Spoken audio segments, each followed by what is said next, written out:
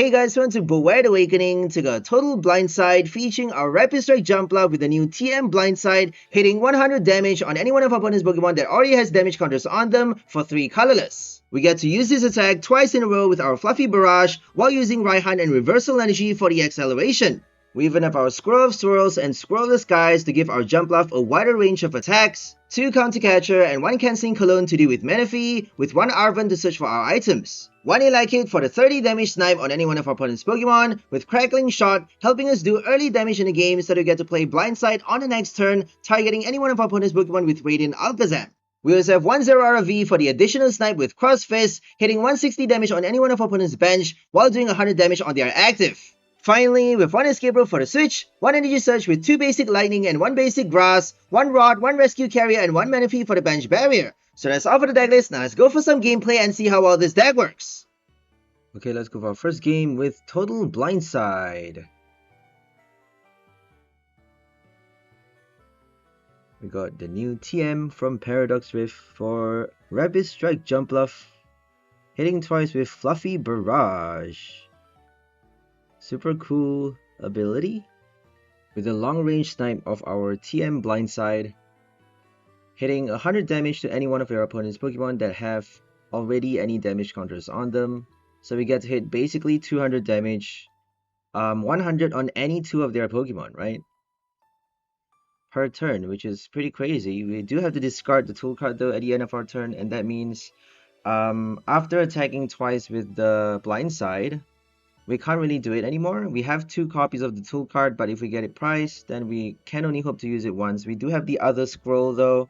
We have our Skwovet Swirls and Skwovet Skies, helping us do big damage with either Graph Drop or Matchless Maelstrom for a massive spread.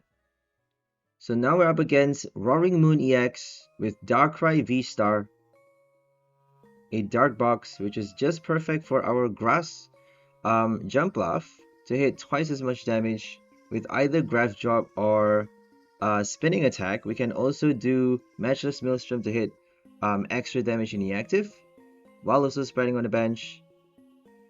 Big plus. If we hit Blindside on the active, we're doing 200 damage twice, and that means 400 to kill the active, or 200 in the active and 1 more 100 on the bench. They have Manaphy though for this game, and unfortunately we have only 1 copy of the Counter Catcher for this match. Eventually we swapped back into 2 copies, because if they have Manaphy, we get to play Counter Catcher Cologne and then do the Matchless Maelstrom to snipe all of their Pokemon for 60 damage before doing Painful Spoon with our Radiant Alakazam on the next turn, knocking out the Manaphy with Damage Counter Transfer. And then we actually get to play Blindside on the same turn to target any one of their bench right after taking out the Manaphy, which is super cool.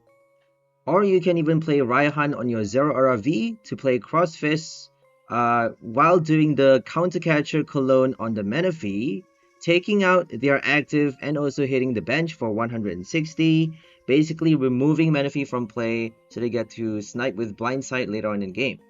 Obviously, if you take out the Manaphy though, they could quite easily just Rescue Carrier, rot it back into play. But at least you get that 1 turn of free snipe with either Cross Fist, Blindside, or Matchless Maelstrom, which is super cool. So most times you would have to target the active, but for that 1 turn, you know, make sure you time it well. If you time it well, you could actually take out a Manaphy when they have no more rods in their deck, or when they are not able to search for the Rescue Carrier or Clara, when they have, you know, other cards in their hand. If you know that they have played those already, then make sure to play it as late as possible, right? Do your Cologne once they've run out of their rescue cards, their Miriams and Rods. You could even think about playing Iono at the right time with your Canceling Cologne. We also have 𝑟𝓻𝓪𝓻 to search for the Counter Catcher as well. So even if we're just playing 1 copy, it could actually, you know, be very handy if you do it at just the right moment. You never know. So anyways, back to the game. Now they're playing their Capsule on the Roaring Moon, making it a little bit more tankier. So we can't actually knock it out with our Spinning Attack alone. We gotta rely on our other tool cards, our Blindside on the active, or the Scroll of the Skies to hit for 220 damage with our Well, actually we're hitting for more, 160, aren't we? If they have 3 energies on the Roaring Moon, we're actually hitting 160 multiplied by 2 for the weakness, 320 damage. Alone is enough to take it out. So if they play the Darkrai though, they just need 2 energies, and that means we need 2 hits with a Jumpluff. So our MVP for this game is 𝓚𝑗𝑗, hitting 50x damage for each energy attached to your opponent's active, and since they need 3 for Roaring Moon, they're basically screwed if we use that tool card at the right time. So searching for it this early though, I'm not sure if it's the right move because we have no Skwovet on the bench. We're forced to bench another Hoppip right now because they could quite easily just do a boss on our Jumpluff, take it out, and force us to play our Raihan. But then we got our Rescue Carrier and more Hoppips to play, so we should be fine. The thing about this deck is we have to play Elekid for our first attack. Either that or do our Matchless Maelstrom, 𝓚𝑗𝑗 / spinning attack before we're actually able to get enough damage counters on the right Pokemon to play our Blindside for the 200 damage snipe. So if we don't play Radiant Alakazam as well, we may not have it on the right Pokemon. If they have a Mew EX on the bench with no Manaphy, we could actually do a surprise snipe for 2 price knockout using our TM Blindside. How cool is that? And they actually did a boss to stall because they got no switch card, and they can't attack with the Darkrai for some reason because they didn't get the V-Star apparently. So they're getting pretty annoyed. They could have saved the boss for Jumpluff though. They should definitely be doing that. But they may have more like boss options like Counter Catcher, Cross Switcher with the Pokestop. They need to play Sada though, so I'm not sure if they have enough bosses in their deck. So that's probably the biggest downside for Roaring Moon, is that they can't really play that many bosses. Cross Switcher, you can't do it that many times, but they got the Darkrai V-Star though. They got the V-Star ability to retrieve the Switcher, and that means they can do the free boss twice. I honestly didn't realize for a long time though that Darkrai V-Star's ability allows you to retrieve items from your discard pile. I honestly thought it was search your deck for any 2 items and put it into your hand. I thought that was how Darkrai's ability worked for a long time because I never played that card apparently. It could be the Mandela effect or something like the robber emoji, you know. There used to be like a thief emoji with a person carrying a bag of money that I thought there was in the emoji selection box, but now there isn't. So was it really there to begin with, or is it just my imagination? I don't know. A lot of people believe that the robber emoji, the thief emoji actually do exist. Sort of the same as this ability, I guess. It could just be changed. Maybe they changed the ability. Maybe it's always been this way. Can someone please tell me what's happening? Because I'm pretty certain at some point in the game I saw people searching their deck for items with Darkrai V-Star's ability. I was 100% certain. I could swear. I could swear I see people do that, searching their deck with Darkrai V-Star's ability. And now for some reason they get to search their discard pile. They get to put items from the discard pile. I'm confused. I'm just speechless. Am I the crazy one here? Probably, right? Probably. Oh well. Doesn't matter. Just have to put it out there, I guess. So now they're drawing more cards with Greninja and Pokestop. Probably gonna dig for the Cross Switcher. Nope, they got Aroma. Aroma for the V-Star apparently. Or another Roaring Moon. Oh, they got a Tails. Pretty unlucky. They may have Galarian Moltres. Nope, they're doing Pidgeot. Look at that. They got Pidgeot, which is quite an unusual list for Roaring Moon, because normally they play like full basic to punish us. I think the best Roaring Moon list is the one with Squawkabilly, because that gives them the turbo start, which helps them do their knockout on their first turn, going second, and that's really, really powerful, right? Doing early knockouts with Frenzied Gouging or Calamity Storm is gonna basically pressure your opponent to bench more Pokemons. So if they have a poor setup to start, then you are actually delaying their game a lot more by cutting off the number of Pokemons they have in play, doing early knockouts like crazy, But then again, the Squawkabilly list struggles with discarding way too many things from their hand. They may just end up discarding the wrong cards. They may not get the PAL pad at the right time. They may end up discarding their Sadas too early. So that's the problem, right? If you go first with Sada, like way too many Sadas in your hand, are you actually going to play Squawk and Seize? So Pidgeot EX gives you the free search every turn. It's a very nice variant in my opinion for Roaring Moon. But I don't know. You need the rare candy though, don't you? It's a little bit weird. If you don't get the Pidgeot, I guess you got Radiant Greninja to fall back on, and the Mew EX, they may have one copy of Mew with the one spare Pidgeot, just in case they get the rare candy with the Pokestop or something. And Rod back the Pidgey if it gets discarded. They can quite easily just play the Rod. I guess it's pretty interesting. If you can work out the list, it would be powerful in its own way, I guess. So we got our spinning attack for 120 damage right now. We're actually gonna hit for 240 on the active. So we could have used Graph Drop earlier, but we chose not to just because we have no Skiploom. If we evolve the Skiploom, attaching the energy using his ability, we could actually play Fluffy Barrage to hit twice with the Graph Drop, and that's the reason we're saving it right now on the bench. If they don't boss it on the next turn, they're basically forced to boss the Hoppip. If they don't do that, then we actually get to play Graph Drop twice at some point in the game to get us the extra 2 prize on either the Darkrai or the Roaring Moon. It would be a lot worse if we hit it on the Roaring Moon for our opponent, just because it's actually a straight one-hit knockout, and then we get to target something else, doing either spinning attack or Graph Drop once more. Obviously, they would be putting forth a Pokemon with no energies, so Graph Drop wouldn't be doing that much damage. Or if we have like the same number of prize as our opponent or have taken more prize cards already, then reversal wouldn't work, and then we can't play spinning attack. So that's probably the biggest downside for any one price decks that play reversal, is that you have to watch out how many price cards you have left all the time. If you miss even one turn not watching your prize, then you're done. You gotta be super careful, especially playing a counter box. We got 2 counter catcher in this deck as well, so make sure to be extra alert when you're doing any comeback decks. So anyways, now we're gonna rescue our Elekid. Well, are we gonna rescue the Elekid? I don't know. So I think we got the Elekid because it has 0 energy attack, and we're just gonna hide with our active Skiploom on the bench, which I'm not sure if it's a great idea though, because they probably are gonna play the boss on the next turn.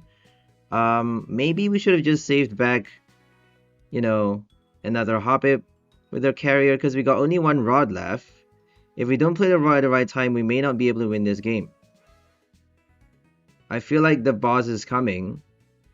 I'm not sure if we want to be attaching the Rapid Strike energy on the Skiploom right now though. If we evolve this turn, it could be a bad thing. If we evolve though, we are kind of forcing them to target either the Hoppip or the Jumpluff. They may just boss the Jumpluff, and then that means we get to save our scroll on the Hoppip, right? So let's hope we can draw out the second Skiploom. I'm not sure if we're gonna do that this turn. We got the Raihan, but I think we should be saving it for the next turn. We got a Aroma. If we can just get the second Skiploom, that'd be great. I think we're just gonna play the Iono right now. Oh, we got Tails, but we actually do need the Alakazam right now, because we got excess on the active. We can't target a bench because we got Manaphy, so we're just gonna transfer 1 damage counter onto the bench Roaring Moon, so we get to play Blindside later on in the game on their active. If they attack with the second Roaring Moon, we can even transfer to the Darkrai if they attack with it, and then do our Blindside to take out the V-Star. Okay, now we should be able to get our Skiploom, right? You would think, but nope, we got another Tails. How unfortunate. We got no Skwovet in play, I don't think. So it's gonna be a lot more difficult. We got Skwovet in our hand though, so we're gonna just play it on the next turn. We got Colress as well. I don't think we should be that worried. Unless if they play the boss. If they play the boss, it would be pretty bad. Now is the perfect time to do the boss.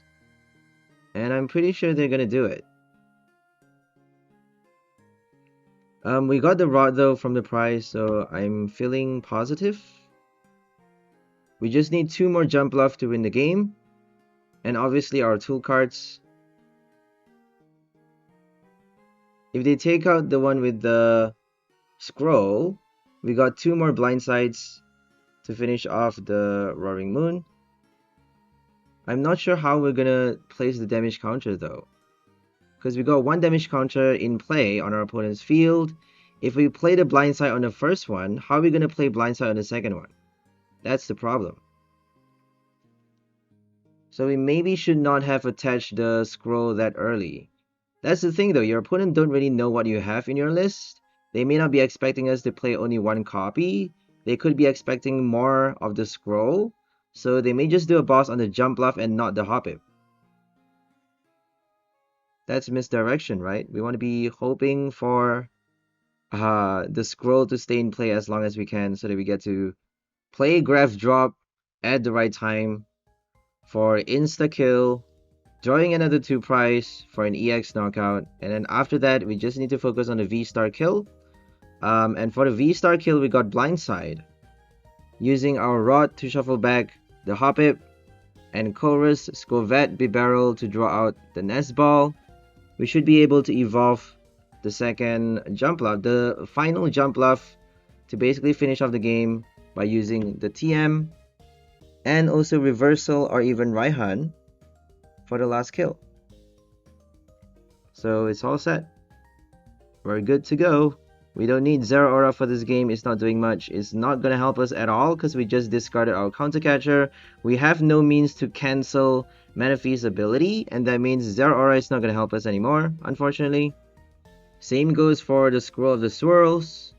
Manchless Maelstrom is useless for this game. No more Cologne. So here comes the Escape Rope. We're just going to put forth the Manaphy, something we don't need. And no boss. Oh yeah. No boss. We don't even need to play the rod. Now we just need to play double Jumpluff to finish off the game. We're gonna expect to get the Skiploom right now, but we have the free retreat, so we should be fine. We just need to evolve an attack right now. We got our Ultra Ball, that's great. So we should be shuffling back the Jumpluff as well, just in case we got the other one priced. We could actually play the Ultra Ball first to see if we have it priced before playing the rod. We need to rod back the Hoppip anyway, so might as well do it right now, right? But I feel like we should be rodding back later because we don't have any more Skiplooms. Yeah, I don't think we can rod it now though. If we have the Skiploom inside the deck, so if we have the third Jumpluff in the deck, we should not be playing the rod.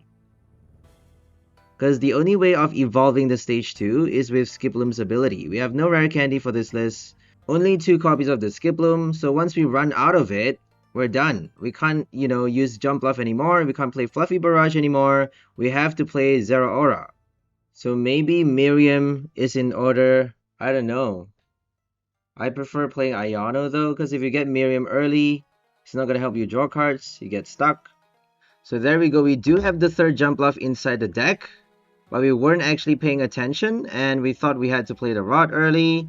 Actually, if we rod it now, we can't evolve the last Hoppip, because we have no more Skiploom. We got both Skiplooms in play, and no other means of retrieving it, because we already played our Rescue Carrier, and that means shuffling back the Hoppip and Jumpluff right now would be a total waste. It's actually a total waste. I didn't even realize that. Bad gameplay. Oh well, we'll be more careful for next time. I apologize in advance for my bad gameplay, but we're learning. And we actually discarded the other reversal as well, which isn't really the brightest move. I suppose we should have just discarded the Zeraora with our Ultra Ball, because we don't really need it anymore. Got no more Cologne. They got Manaphy in play. I mean, why do we even need the Zeraora? So if they play Iono, we got our Skwovet Bibarel to draw cards. If they play Avery, we just need to attack with the... We just need to smash with the last Jumpluff to win the game. If they play Boss, we should be able to attack with the same Jumpluff to take the last knockout. So Iono is probably the one thing we should watch out for, because we have 2 of the tool cards in our hand. Both TMs would go to the bottom of our deck if they play Iono on their next turn. Right now, actually. And then we gotta play, we gotta dig for the Raihan. The next Raihan, we do have a second Raihan inside the deck somewhere. 12 cards, we just need to dig for the Raihan for the free search. And then we get not just the energy on the Jumpluff, but also the tool card for us to smash the last Roaring Moon, hitting 200 damage twice to win the game. So we can transfer with Alakazam onto the other Roaring Moon if they choose to attack with the second one. They're probably going to retreat right now and attack with the one with no damage counters. If they play Switch card though, we can't use our Blindside anymore. So Switch card actually recovers damage from the Roaring Moon. So I guess that would have been the right move for them to make. They may not have Switch card though in their deck. They may have it priced. They may have just Escape Ropes. You never know. They do have the free Pidgeot search. So let's see what they're going to do.